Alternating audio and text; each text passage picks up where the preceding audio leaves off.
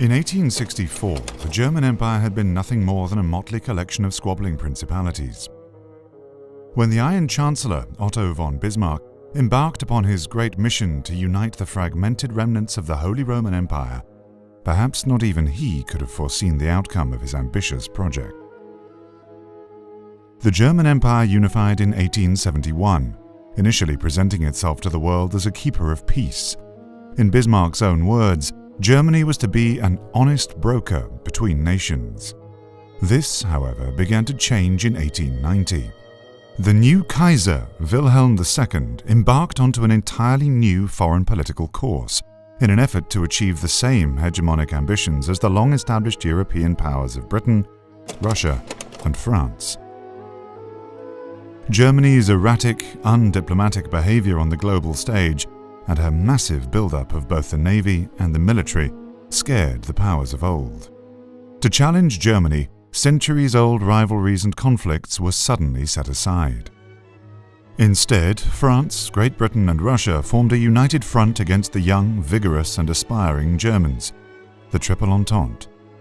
Bismarck's famous nightmare of coalitions had become a reality. In many ways, a great war between these great powers was inevitable. What many believed would be a short war, however, became a long and bitter war of attrition. As a generation of youth was slowly ground to dust in the killing fields of France, the hoped American intervention did not come. The United States declared their neutrality, Russia faltered, Britain sued for peace, and the Entente collapsed. In late 1919, Germany and her Central Power allies emerged victorious from the Great War, their so-called Weltkrieg. Against all odds, a country that was barely 50 years old had asserted itself against France, Britain and Russia, the dominant powers of the last century, on two fronts. Unbeknownst to Germany at the time, this watershed victory would become a catalyst for worldwide turmoil. From the collapsing French, Russian and British empires, new ideologies such as syndicalism would emerge to challenge Germany, but they would do so as underdogs in a world now dominated by the German Empire and her subjects. In 1920, Germany has finally found her place in the sun, and the world would witness the age of the Kaiserreich.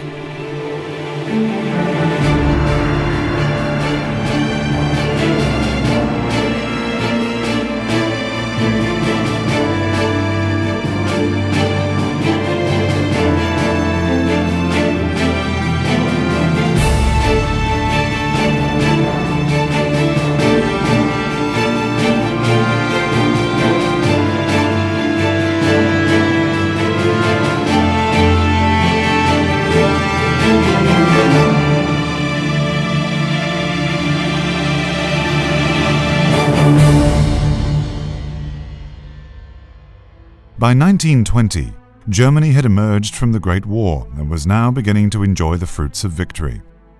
Her foes were now utterly beaten. France and Russia found themselves in the midst of leftist revolutions, and Britain had all but retreated to her island. However, as often, appearances can be quite deceiving. Like their defeated enemies, the Central Powers had been pushed to the breaking point. Hunger and poverty were rampant. An entire generation sacrificed to win the war to end all wars. Even in victory, the Austro-Hungarians and Ottomans were on uneven footing, barely clinging on to their vast multi-ethnic empires, while the Bulgarians struggled to establish order in their now vastly overstretched Tsardom.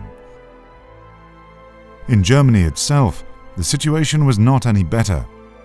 Already in September 1918, socialist agitators had tried to launch an uprising in various northern German cities, though without much success. These so-called September insurrections only further increased the far-reaching power of the military. Over the years, the German Supreme Army Command had concentrated around Paul von Hindenburg and Erich Ludendorff. In many ways, these two men established an indirect wartime dictatorship over the country.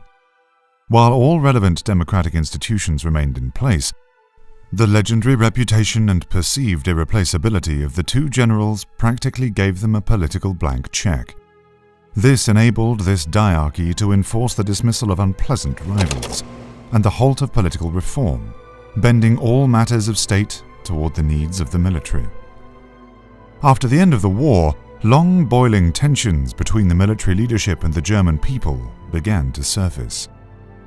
The general populace, represented by their parliament, the so-called Reichstag, and even the Kaiser became openly hostile to the military.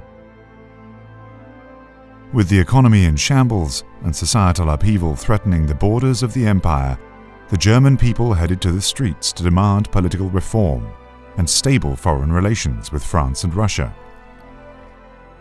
While Ludendorff opposed any kind of political concessions, he was eventually overruled.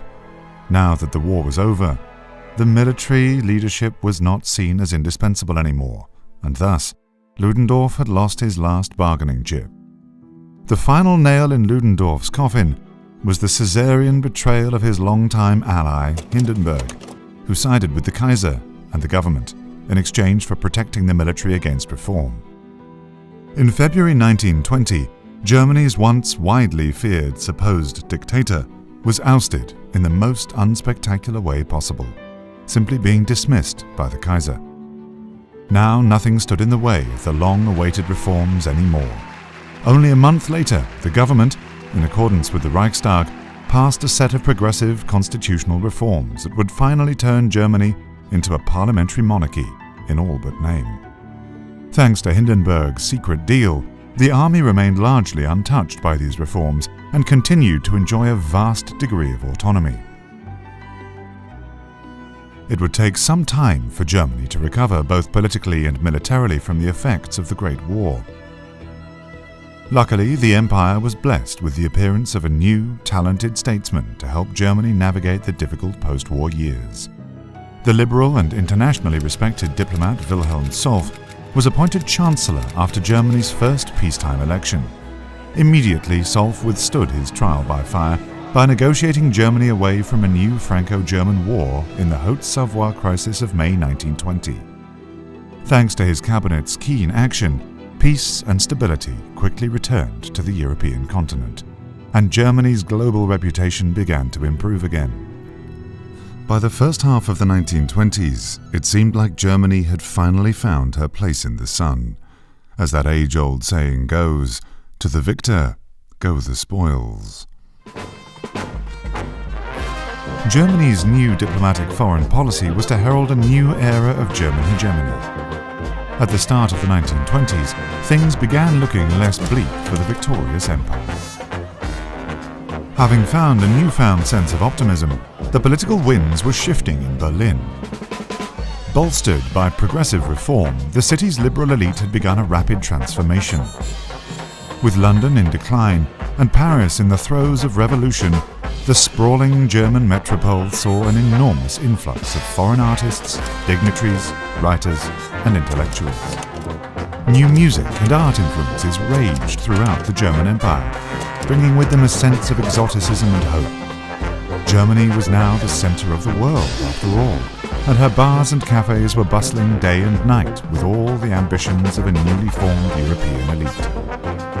While the idea of a German-led Europe was a project of imperialists and technocrats, that did not stop the empire's young radicals from dreaming of a new European world order. In their eyes, German victory in the war could be the catalyst for a future where democracy and monarchism went hand in hand. Some spoke of this federation of equals as Mitteleuropa, a wider European bloc with a common currency at the heart of Europe, and perhaps one day, the world. Immediate German post-war politics were defined by a sharp break between old and new. The conservative and national liberal old guard suddenly found themselves in the opposition against progressive forces that only a few decades prior had been defamed as enemies of the empire. These progressives were social liberals, Catholics, and social democrats. The first two post-war cabinets under Chancellor Solf and his successor Erzberger were the first German governments with participation of the Social Democratic Party, SDP, and saw a modest shift to the left. This progressive government of the German Empire was, unfortunately, not to be long-lived. Already during the mid-20s, the Social Democratic SDP was forced to the opposition bench again. Two ambitious social reforms had scared the political establishment and conservative members of the coalition. To make matters worse, constant squabbles within the cabinet had made even the more progressive parties wonder if the SDP was truly fit to govern the country. The difficulties faced by the civil government were only exacerbated by the whims of Kaiser Wilhelm. Now Europe's first monarch among equals, he was a capricious and incoherent ruler at best, and victory had not made the German Kaiser mild. As an old-style ruler, fruitful cooperation between the monarch and the more left-leaning ministers turned out to be quite difficult. Thus, for the rest of the decade, Germany would be ruled by a new broad coalition of liberals, Catholics, and conservatives, commonly referred to as the March Coalition. This new, more conservative coalition aimed to maintain the accomplishments of the 1920 March Constitution without radical reform. This entailed excluding both the left-wing SDP and the far right from government affairs. The champion of this political constellation was Chancellor Ulrich von Brockdorff-Rantzau, who served from 1924 until his death in 1928, and under whose guidance Germany weathered the hardships of the troubled mid-20s. After Brockdorff's passing, however, things began to slowly decline. Over the following years, the March Coalition would remain in power, but their popularity began to slowly erode. Germany's emerging European order seemed to be more and more challenged by her resurgent neighbors. The German people had feared that the Reichstag's weak foreign policy had gambled away Germany's hard-earned victory for their own interests. In the years before, nationalists felt Germany had not done enough to contain the defeated powers to the east and west. The price of German inaction was yet another dangerous geopolitical encirclement of the German bloc, just like in 1914. These fears would weaken Germany's moderate cabinets, strengthening the opposition on both the left and the right. The effects would be far-reaching, eventually leading right-wing intellectual Ulrich von Hassel's nationalist Fatherland Party to gain enormous popularity in the late 20s. Meanwhile, internal leftist agitation was still snaking through the empire, threatening to tear apart the old constellations of power. This gave momentum to Germany's rising nationalism, seeking a newly assertive foreign policy for a darker age. In the early 1920s, fearing the rise of syndicalism, Germany began an attempt to normalize relations with Great Britain. With France in the throes of syndicalist revolution and Russia in tatters, Germany realized a second stabilizing monarchy was needed to keep Europe on the right track. Relations between the former Central Powers had cooled, mostly over disputes about former Russian territory, so Germany hoped the British Empire could be a balancing counterweight in the West. These attempts at diplomacy would fail, however, as hate across the Channel ran deep. Germany could not have relations with Great Britain, London claimed, while at the same time working to undermine the pound as global currency, then Britain's last lifeline for her tattered economy. In the end, the proud Germans decided not to pursue further relations, but to focus their attention inward. After all, many of Germany's dependencies still faced post-war turmoil, and the Scarlet Shadow was still haunting continental Europe. Apart from internal stabilization, the first order of business for the post-war governments was to re-establish order and the rule of law in the newly conquered Eastern European territories. In autumn 1921, the final peace treaty between Germany and the Russian Provisional Government was signed, forcing the Russians to recognize the new German order in Eastern Europe, and proving to the German government that their late change in Eastern policy had paid out. In 1918 and 1919, when the former Russian Empire was still locked in brutal civil war, the Germans had initially gambled on the victory of the Bolsheviks. While this was naturally a very controversial decision, the German Foreign Office believed that it would be easier to keep an entirely isolated and unstable Russian socialist regime under German control than a Russia dominated by revanchist white forces. Germany would change her approach after the assassination of Lenin. With the leader of the revolution dead and much of the Red Army routed out of southern Russia, the Bolshevik front began to see major setbacks. At this point, the war could still tilt either way, but the Bolsheviks emerged as the less reliable and more internally divided partner. To Berlin, it became apparent that the hidden hand of Germany was needed once again to steer history in the right direction. The Germans finally adopted a policy of reluctant pro-white support. Via proxies in the east, Germany began supplying weapons to the Russian government. Ironically, most of these weapons had been captured from the Imperial Russian Army during the Eastern offensives mere months earlier. Now they were smuggled back into war-torn Russia under this unusual alliance of convenience. German support went further inside her own sphere of influence. In the German-occupied territories in Eastern Europe, selected white-aligned detachments like the Western Volunteer Army were built and trained from scratch. While many Russians despised Germany, the collapse of the Entente and American neutrality meant that white forces had lost precious allies on the world stage. Eventually, this alliance of former enemies helped the whites to push back the Red menace successfully, finally leading to the end of the Russian Civil War in 1921. The Bolsheviks were defeated, but it was not to be the end of the Red menace for Europe. In the West, other revolutionaries saw more success. Germany had allowed the French syndicalists to claim full control of continental France, relegating the remaining loyalists to a rump state in Africa. While the German Old Guard balked at this foreign political course once again, the government stuck to their pragmatic approach this time. It was thought that a socialist, internationally isolated France would have no possibility to ever breach containment, thus remaining firmly in the German sphere of influence. The Commune of France, unlike the old Republic, promised to uphold the Treaty of Versailles and cooperate with the German Empire. While the Prussian elites of the empire did little to hide their contempt for these spineless Frenchmen, it was generally agreed upon that France was no longer a threat to the German bloc.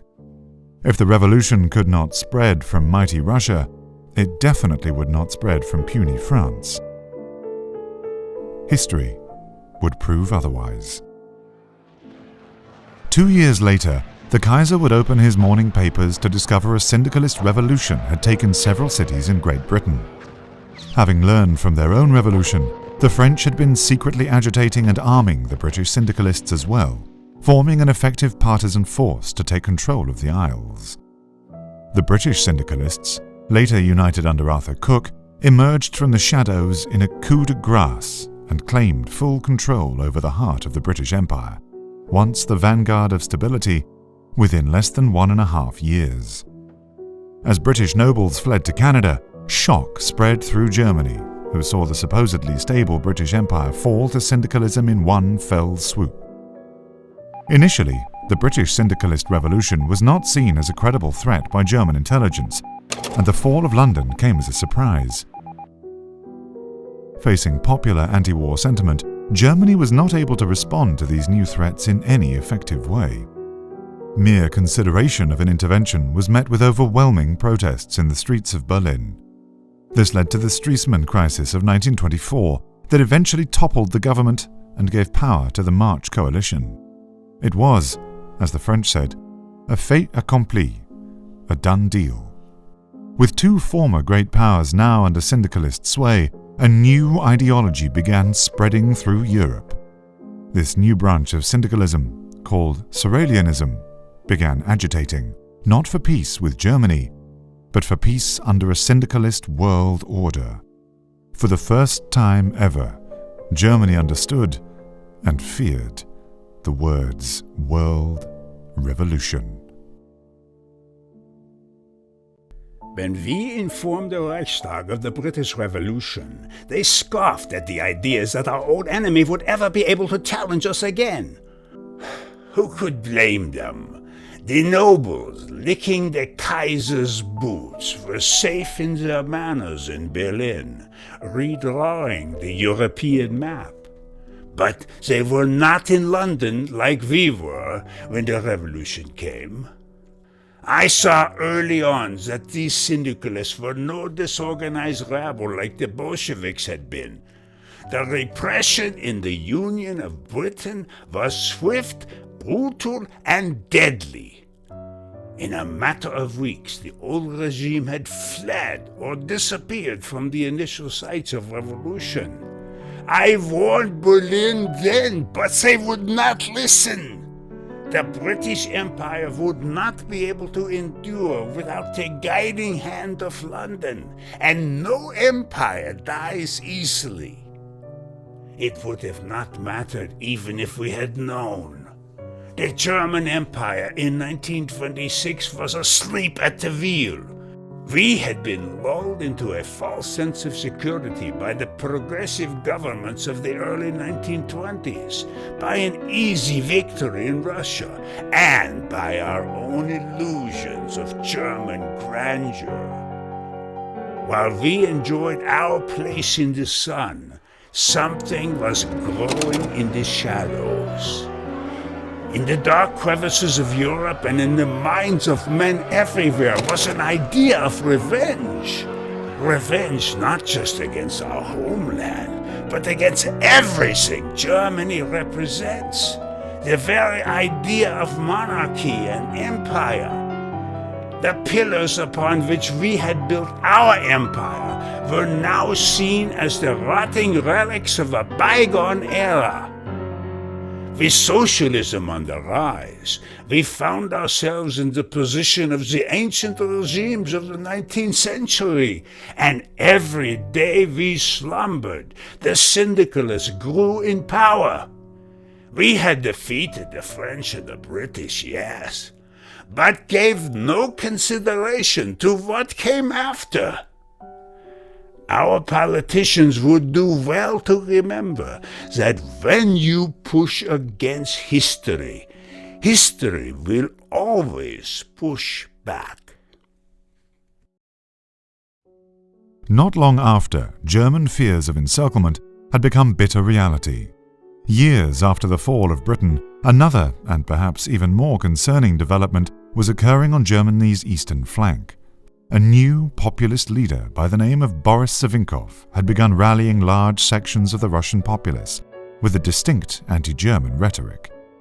Savinkov capitalized on the deep-seated frustration and hatred of the Russian people against their humiliation in the Great War.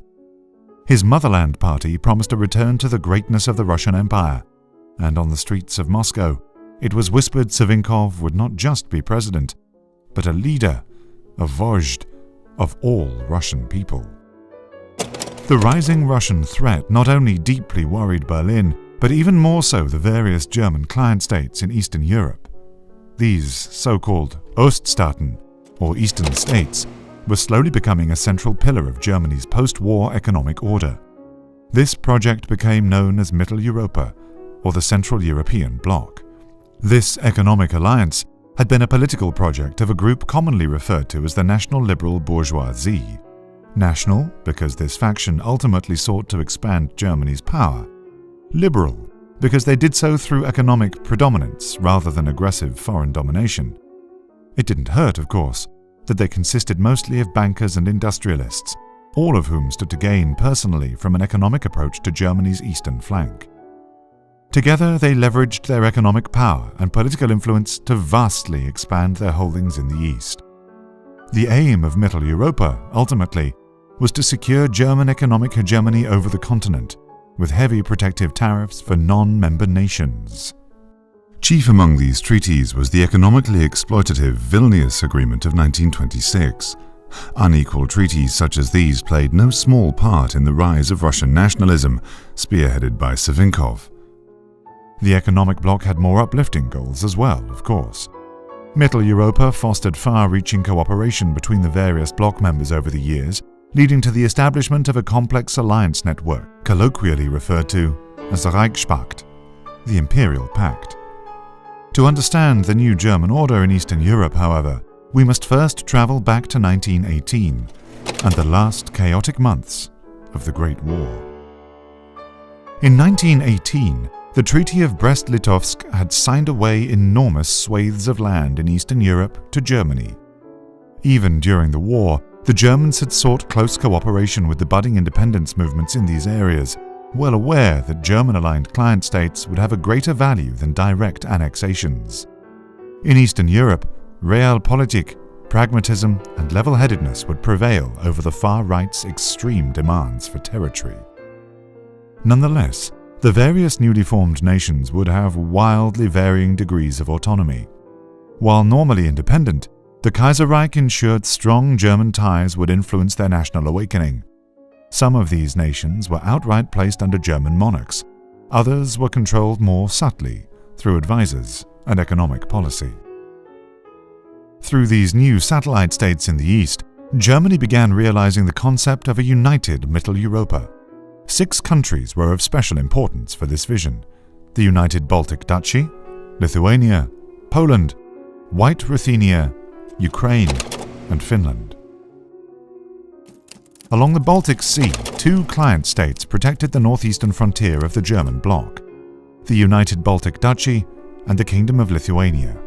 Of all of the Oststaaten, the duchy was without a doubt the one with the closest ties to Germany, mostly due to the prominence of the local Baltic German elite in the administration. From the beginning, however, the region had been plagued by Latvian and Estonian resistance, as a majority of the population was treated like second-class citizens by their German overlords. The situation was notably different in the Kingdom of Lithuania, however. Germany initially had their very own plans for the country, but was overturned by the Lithuanian State Council, which instead elected the German Prince Wilhelm Karl von Urach as their king. Von Urach ascended to the throne as Mindaugas II, and despite German protests, became a popular leader. While Lithuania enjoyed an economic boom under the adept rule of Mindaugas, the Duke would pass in 1928 and be succeeded by his wildly unpopular son. In both the United Baltic Duchy and Lithuania, growing German influence did not sit well with the middle and labor classes. These sections of the population used their limited representative democracy to press against growing German meddling. Often, the Kaiserreich would find itself having to intervene in matters of state. These political pressures made it painfully clear to the people of the Baltic states that their independence was only nominally so, and that they may have traded Russian oppression for German technocracy. Surprisingly, Germany would fare better in Poland, of all places. The Polish question had been one of the Central Powers' most contentious issues for the duration of the war, as Germany and Austria severely struggled to agree on a common policy in the region. After years of conflict, it was agreed upon that the former Congress Poland would fall entirely into the German sphere, and that a German prince would be elected as its sovereign, much to the disdain of Vienna. The choice fell on the Kaiser's 4th son, Prince August of Prussia, who ascended to the formerly vacant Polish throne in early 1920. The prince, however, was challenged by the Parliament, the Sejm, an influential institution conceded to the Polish people in exchange for their fealty to the Kaiser. The Sejm found allies in the Polish nobility, and the effeminate and coquettish August was deeply unpopular with his Polish subjects. For now, however, the Polish people were ready to let bygones be bygones, and focused on the rebuilding of their nation. Over the 1920s, Germany progressively let go of her anti-Polish policies in Prussia, and relations between the countries normalized. German capitalists began investing heavily in the East, and the railway boom saw the Polish economy make enormous strides. This period of relative calm was in stark contrast to the chaos in Western Europe and Russia, and gave Germany hope that a German-led European order was indeed in the making. This German order would be difficult to sell to some allies, however. Germany would encounter stiff resistance in the more autonomous frontier of the German sphere, as was the case in White Ruthenia, for example. For most of the war, Belarus, or White Ruthenia as it was known in the West at the time, had not even been a declared German war aim. This was mostly because the government in Berlin did not understand much of a distinct Belarusian culture. The country was arguably the last nation in Eastern Europe to begin its national awakening, and even in 1918, Belarusian national consciousness barely existed outside of a small intelligentsia.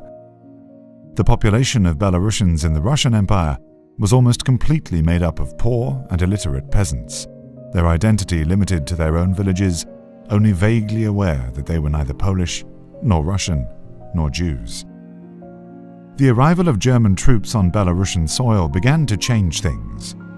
In March 1918, the Germans advanced up to Minsk to pressure the Bolsheviks into signing a peace agreement, and the Belarusians seized upon that opportunity to proclaim the White Ruthenian Democratic Republic.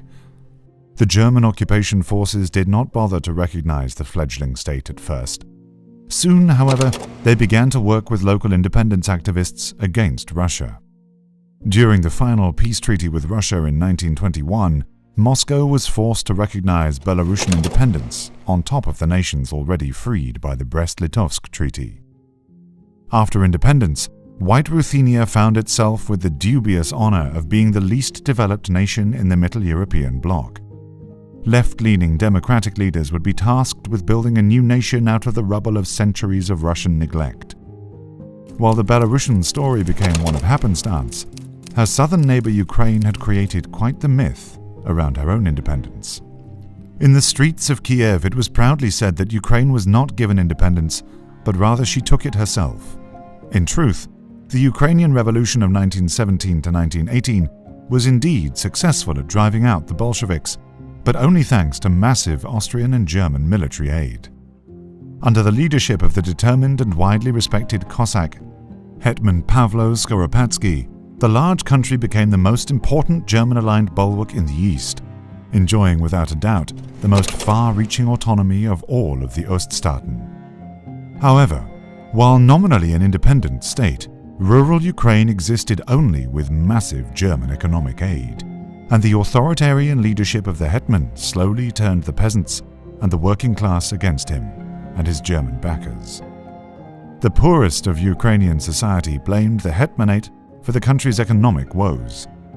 Demagogues conjured exaggerated images of fat German businessmen enriching themselves with Ukraine's natural resources, bolstering the powerful syndicalist Borotbist faction in the countryside. Looming tensions with bordering Russia would only further increase instability in the Hetmanate. Luckily, the Germans would find a more stable and reliable allies in the far north. At the northern fringes of the empire, Finland had gained its independence by using the chaos of the October Revolution and the Civil War to oust the Russians in late 1917. The subsequent Finnish Civil War only ended with a decisive defeat of the Bolshevik forces due to Germany's intervention in March 1918. Not long after the end of the Civil War, the German Prince Friedrich Karl von Hessen was elected to the Finnish throne by the government in Helsinki. Thus, when Finland was invited into Middle Europa after the war, they were not treated as a semi-autonomous puppet state, but rather as an allied brother nation. With their strategic position at the Gulf of Finland and their border only kilometers away from Russian Petrograd, the proud Finns would become a stalwart ally in the struggle against Russian influence. Finland, Belarus, Ukraine, the United Baltic Duchy, Lithuania, and Poland. These 6 nations formed the core of Germany's ambitions for a new European order. Each nation had been built, sometimes from the ground up, with German support. Rather than imperial annexation, German rule promised autonomy and economic collaboration. Finally, peace had come to the chaos-torn East. As syndicalism ravaged Western Europe and threatened the rule of her conservative governments, patriotic forces in the East stood with Germany to form a united front against outside threats. By the second half of the 1920s, Germany had found promising but uneven success in her nation-building efforts. The war to her west and south had not stood still, unfortunately. Soon the empire was due for a rude awakening from her post-war slumber. As the German Empire rose, across the Channel, another world empire had begun to collapse. The British Empire had been a defining feature of geopolitics ever since the 17th century. At its height, Great Britain ruled over almost a quarter of the world's population and landmass. Nobody in the world, not even Germany, would have ever suspected a leviathan of this size and scope to be as vulnerable as the empire turned out to be. The French syndicalist revolution of 1919 was not a singular event, but rather became a spark to ignite labor frustration all over the world. While the Kaiserreich would weather the syndicalist storm, their British counterpart was not so lucky.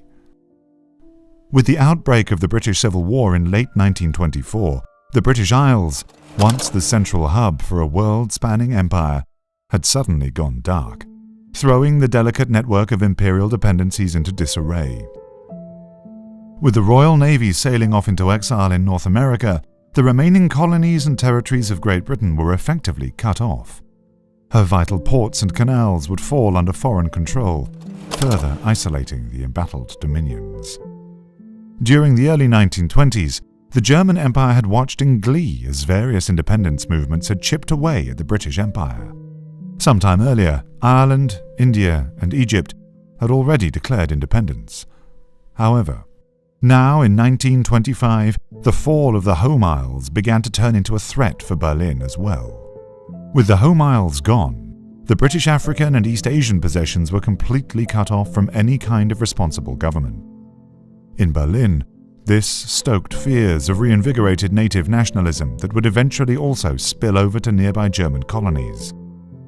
The news became especially dire when reports turned up about secret syndicalist meddling in the aforementioned areas. Suddenly the world found itself at a crossroads. Germany had upended the world order with her victory in the Weltkrieg, but never suspected the results would be this severe. With syndicalist powers taking on an increasingly anti-imperial and anti-monarchist stance, Germany found precious few allies on the world stage when managing the fallout of the colonial crisis. In a macabre twist of fate, it was now British colonial leaders calling on Germany for protection, starting with British Hong Kong in July 1925. To many on the German home front, globe-spanning German interventions would amount to geopolitical suicide, completely disturbing the global power balance and potentially risking renewed conflict with France and Britain. As international emergency congresses were called, heated debates raged through the Reichstag, with fistfights and bitter rivalries punctuating the vast divides emerging in German politics. In the end, the combination of fear and greed was too much for the empire to resist, however. Germany declared herself the protector of the colonial order, a direct counterweight to the rising syndicalist powers of the world. Colonial governors who sought protection would find as much under German guidance, and were ensured their positions would remain intact. The rule of empire was, after all, a right granted by God and Kaiser. Facing challenges worldwide, the Kaiserreich became one of the struggling inheritors of a world order that was now slowly unraveling. At this moment in history, only time could tell whether Germany would succeed in using her newfound strength to reshape the world in her own image, a vanguard of stability and order against the chaos of world revolution. The cruel irony was that the very victory that had given Germany strength also fundamentally undermined the world order the empire had sought to establish.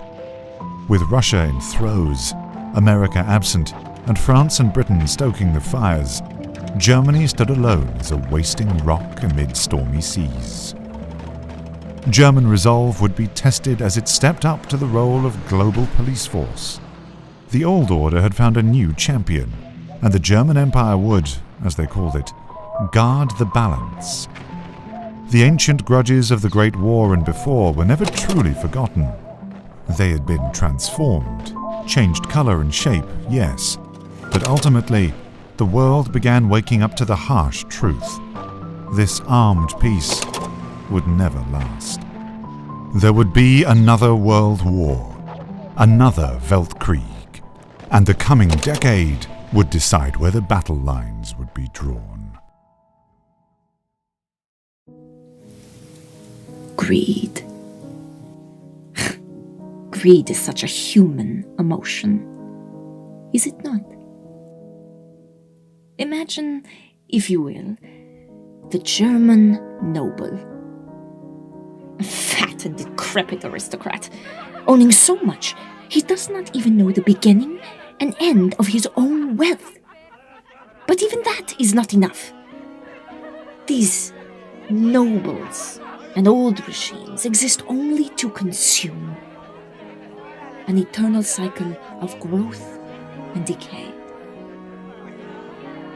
The empire exists only to serve the empire. A snake eating its own tail. And then there was syndicalism. We exist as cracks in the system, vandals in the night, stealing away as the imperial police force breaks down the door to the illegal printing station. An idea in the hearts of men that perhaps it is not right that so few own so much and so many have so little. An idea that there are millions of us and few of them. That if we would only grasp for it, their power would be for naught. While the Germans drink champagne in Berlin, we sit in grimy worker bars in Saigon, Shanghai, Cape Town, Algiers, Cairo. We are the unseen hand of history, turning the dials of power back to balance. And there are more of us every day. The baker, from across the corner, he is now a syndicalist. The bowing servant, suffering abuse from his noble master, he is now a syndicalist. The doctor's daughter, clutching red literature as she exits the black market, she too is now a syndicalist. This is what the Germans, in their brutish simplicity, cannot grasp. Our real army does not ride tanks and have warships.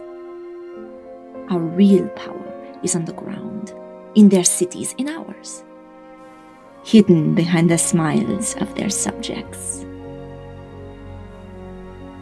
And all we need is a chance, a weakness, an opening.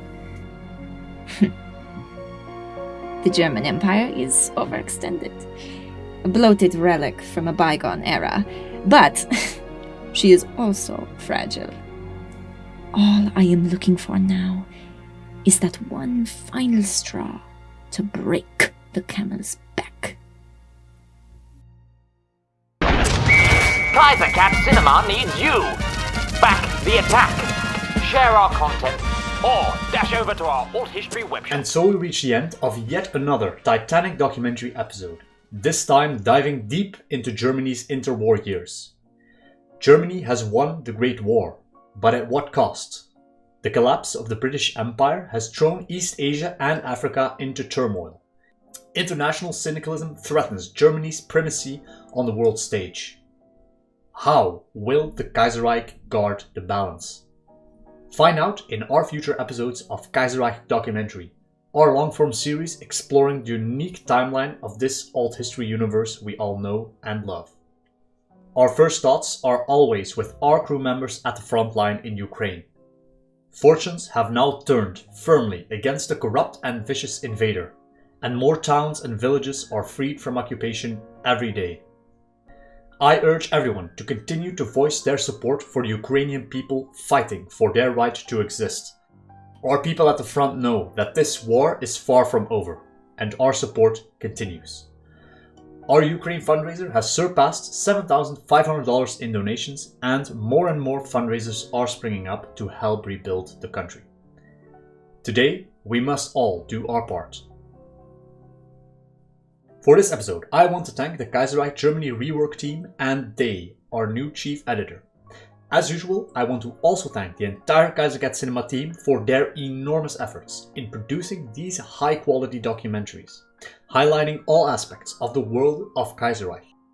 This documentary series also has a second purpose. Together with the World of Kaiserreich project, the script and art generated for these two video series form the basis for a future World of Kaiserreich art book.